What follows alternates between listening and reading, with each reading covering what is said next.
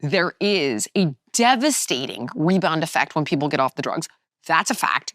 Google it. A drug that is absolutely on the market right now, which I suspect will not be on the market forever, which is Ozempic. Of course, this is the weight loss drug that basically every celebrity is on right now. Jillian Michaels went on Sage Steele's podcast and talked a bit about that. You will plateau on this drug.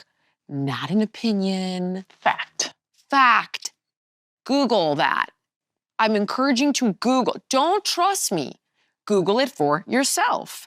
You will plateau on the drug.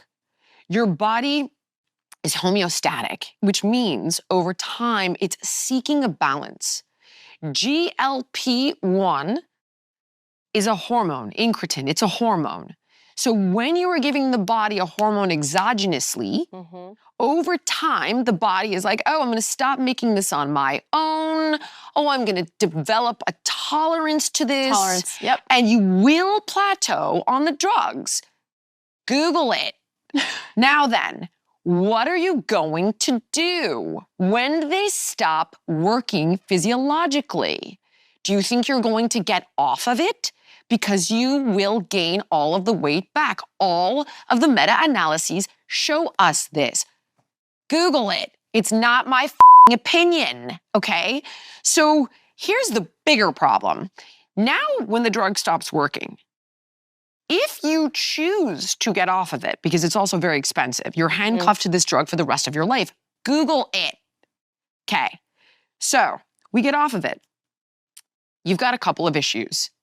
Fact, there is, quote, let me quote Peter Attia. Hopefully he's more credible than Dr. Terry Dubrow.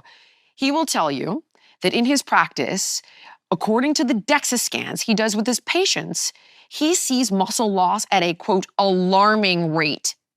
He uses these drugs as a last resort, and he won't even put patients on them until he does a DEXA scan to make sure that they're not older and in a dangerous position where they can't afford to lose muscle mass or bone density. So you've lost muscle mass without question. You've lost and compromised bone density, so your metabolism is going to be slower.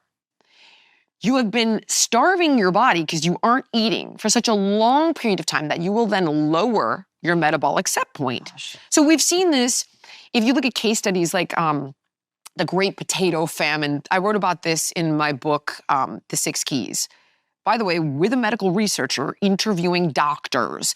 So what ended up happening to these individuals who went through a period of famine is that it marked their epigenome and passed on a slower metabolism to their offspring. So your body, when going through a period of famine, says, okay, we know that food's going to be scarce. So we'll make biochemical shifts hormonally. And it will say, when we eat again, let's make sure we store this. It's yo-yo dieting. Yeah.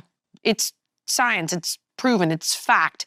So now you've lowered your metabolic set point. So let's say you used to burn 1,500 calories a day without exercise. Now you're burning 12.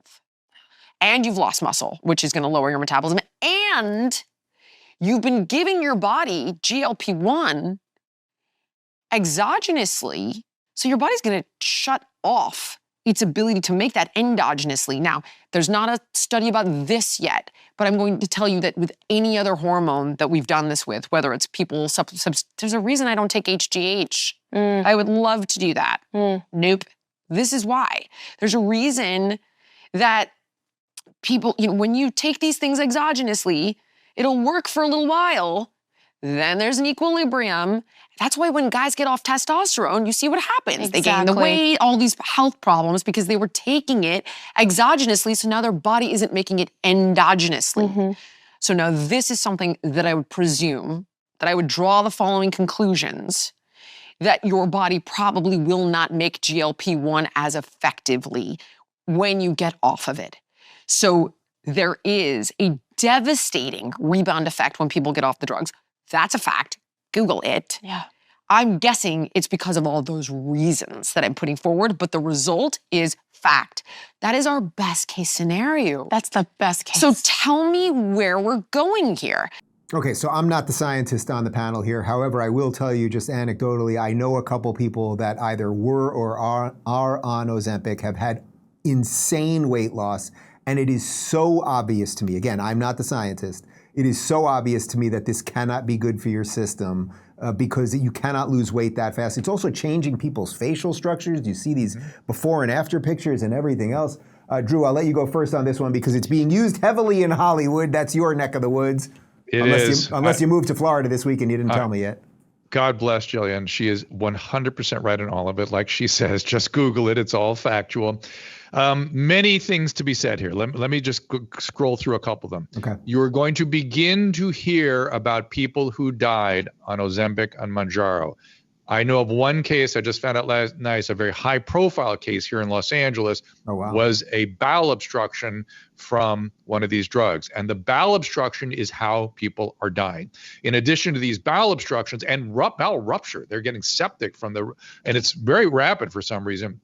In addition, I'm seeing gastroparesis, which is an inability of the stomach to move, and that's a horrible condition once it develops.